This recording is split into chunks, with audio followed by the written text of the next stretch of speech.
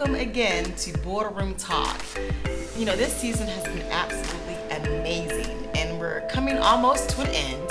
Got a few more things in store for you, but today we're talking about diversity and inclusion.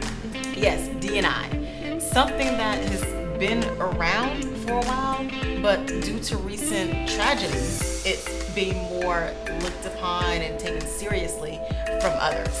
So we're going to talk about that later, but let's first get into the business news rundown. Have y'all heard? Uber. We all love to use Uber, but they in trouble with the feds. Federal prosecutors have charged a former Uber executive on allegations that he arranged to pay hackers $100,000 to cover up the high-tech heist that stole about 57 million of the ride-hailing customers in 2016. So if you're riding an Uber, you might want to look to see if your personal information has been sold to hackers. All right? Now this is a little crazy. Nothing's safe these days, not even baby food. A sheep farmer in Britain has been found guilty of planting baby food laced with metal shards in stores. Yeah, it's kind of sad. So grocery store Texaco has had to recall 42,000 jars of baby food because of this. Come on now, baby food? So you're probably wondering why he did this. So allegedly, he did this because he wanted to use this whole situation as a blackmail scheme. All right, who likes Goya? Okay, yes, I'm guilty. I am a Goya fan, especially for Taco Tuesday. And I remember blacks, we canceled Goya. Why did we cancel Goya? Because the CEO, he was, he's a fan of Trump. And so, we got to cancel folks like that. But anyway, I digress. So, study has shown that since this whole situation with Goya and Trump, they've received $47 million worth of negative publicity because of this. That's a lot of money. I'm sure we know this happens all the time. We're either going to see a change of leadership or we're going to see a public apology. Look out for it. All right, so diversity and inclusion, also known as D&I, it has been an ongoing topic for the last few years. So the whole issue with diversity and inclusion has, been an issue for a while. But now, because of recent events, it's caused more companies to be more aware of exactly what's going on, which I'm confused. It should have been aware, but that's a whole other, situation. No longer are we checking the box, hence trying to get diverse individuals in your company, talent searching, even talent placement. We're not doing that anymore. Now things are changing where we want to see what are you doing as a company or organization to include us. So that's what we're talking about today. For years, many companies have been silent on this topic. But again, now this is 2020, we're talking about it. And especially Boardroom Talk, we're going to talk all about it and be candid about this situation.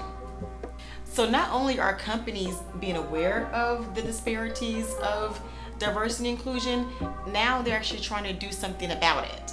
Racial disparities and mistreatment, this is not new. It's been here, but maybe it's new to some of you all who just weren't woke in the terms of our new generation. It's been here. So let's talk about it. Why did it have to take a vast amount of black men and women to be killed, their lives risked, and for now people to talk about this? Our lives been risked for years, for generations, and now y'all want to be woke? So now companies want to support us. They want to see what they can do to make diversity and inclusion better.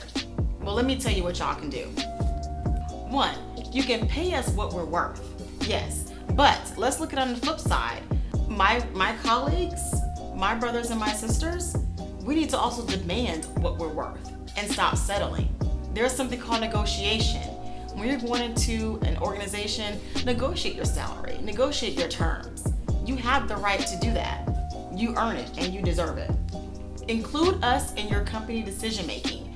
How can you as a company make decisions based off of diversity and inclusion if you're not including those who are diverse? Hire more diverse individuals. Yes, meaning Black. Hire us in those key positions. Because if I see one more questionable ad, commercial, or PSA, it's going to be a problem. And I'm not going to call those companies, you know who you are. How can you again create something or put out an advertisement that is based off of a diverse individual, but you don't have a diverse individual sitting in the boardroom to talk about it, to make those decisions? How do you know what we want, what our needs are, if we're not included? That's diversity and inclusion. All right, so I'm going to leave you with this before we get into our Q&A. The Black dollar is powerful. We once had a Black Wall Street. Keep that in mind. The Black dollar is powerful. Utilize your power. All right, so again, we did a Q&A where, again, the streets have been talking and I have been responding. And I also been talking to different people to kind of understand what they thought about diversity, what they thought about inclusion. And we're going to kind of talk about that now. I'm going to answer questions that were given to me, and I'm going to also respond to things that I kind of wanted to see what you guys wanted to know. So someone has asked me, what barriers have you faced in your current role as an entrepreneur and in corporate America, and what steps did you take to overcome those barriers? So to answer that question, so in my transition from going into from corporate America to entrepreneurship, I knew that I needed to find something or an organization that was a good fit for me. I knew my end goal, and so from there, I knew I had to find a good fit. Now, working in higher education, which is what I do now in addition to entrepreneurship, I have a flexible schedule, so I am able to be creative as an entrepreneur. So find something that's a good fit for you and go from there. So I'm gonna put on my education hat for a second. So I just answered the question about finding something that's a good fit for you.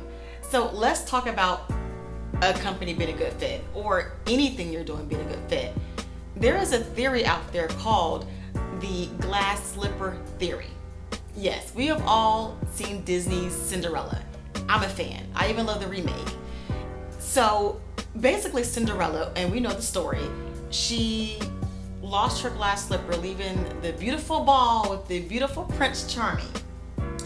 In the midst of her losing her slipper, Prince Charming found it. He picked it up, and long story short, because we know Cinderella's story, he went to go find exactly who fit the slipper. The real world can be just like that as well. You are working in an organization, you're an entrepreneur, or whatever path that you decide to do, be like Cinderella. That shoe only fits Cinderella. So if a company is not fit for you, go somewhere else. You have that right, you have that authority, and you have that freedom to do so. Why be in an organization that you're not happy? Find something that's a good fit, like the Cinderella shoe, the glass slipper. It did not fit everybody. Everything is not for everybody. So my next question. Someone asked me, how would you address leadership who did not invest in your growth and development professionally? That is actually a really good question. And this goes back to the glass slipper theory. If something is not a good fit for you, it's time to move on. And so I've had that same mindset in my professional growth. You know, when I started to see organizations that invested in me, in my personal growth, my career growth as a professional, it's time to go somewhere where I can be invested. It's all about growth. I'm not the type of person, me personally, that's going to sit and be stagnant. Anything in my life, whether it's a personal relationship or whether it's my career. If it's not growing me, then why am I there? Okay? All right, I have my next question. Do you have any tips for financial planning for part-time entrepreneurs that are trying to transition out of corporate America to make their business their bread and butter? Okay, again, this is a very raw and candid show. So I'm going to give you a raw and candid response. Do not quit your 9 to 5 until you are ready to do so. I have been to several conferences, women empowerment events, and the main thing I hear from the people on the panel, oh my God, I quit my 9-to-5, I wasn't happy, I wanted to move on to something else, and I just quit cold turkey and started entrepreneurship. Me, that's not realistic. Realistically is being financially stable where you can leave and go into entrepreneurship. I've been an entrepreneur now since the year 2013, and I still work a full-time job. One, because I love teaching, I love being an educator, I love being a professor. I'm gonna stay at my 9-to-5 because I love what I do. But you also use your 9-to-5 to fund your entrepreneurship endeavors, because you might have a client that might not pay at 1 month, you might not have revenue or profit that's coming in, but guess what? You still have your 9-to-5 job. Be very selective in what you're doing. Be very strategic in what you're doing. Next question. What advice would you give to an African American woman interested in pursuing an upper level management position in business? That's a really good question. One thing I wish I would have told, or my younger self would have known, get a mentor. I didn't start getting mentors until I became an adult. And I feel that if I had a mentor starting my educational journey, I feel like I would have been better prepared for the real world. I didn't get that. So I would definitely say get a mentor and research. Research. Understanding your industry, understanding your craft. You're trying to bring out your talent. It's there. But research your talent. Perfect your craft. That's my advice for that. All right, so I have one more question that I'm going to answer. How have you found balance between your career and personal goals? I'm going to tell you what's absolutely amazing about everything that I have going on. My personal and my career goals, they both align. When you have that divine alignment in everything you're doing, it's a beautiful thing. And because they're all aligned, I'm able to do something that I'm passionate about and have it part of my career. All right, so we're going to wrap up. Again, diversity and inclusion is there. So find your perfect fit. Be like Cinderella. Have that perfect glass slipper. And be happy. Be happy in your career choices. Be okay with what you're doing in your life. But anyway, I have a couple of books that I want to recommend to you that actually helped me throughout my journey. Book one, and you can find these all on Amazon. It's called The Little Black Book of Success: Laws of Leadership for Black Women. It's literally a guide that's going to help you to understand those little things that we wouldn't really look at. It helps you. I promise you, it's a great book. It's on Amazon. My next book I would recommend: Nice Girls Still Don't Get the Corner Office: Unconscious Mistakes Women Make That Sabotage Their Careers. So I got this book about a year ago. I'm still reading it. I will start it, then stop it, but it's also a guide. It has taught me so much of how women think and how we can change our mindset to make us better business leaders, to make us dominant in our industries. Great book. Now, I'm being a little biased right now because I wrote 2 books. So I highly recommend that you read my fictional novel series, White Collar Black Pumps, volumes 1 and 2.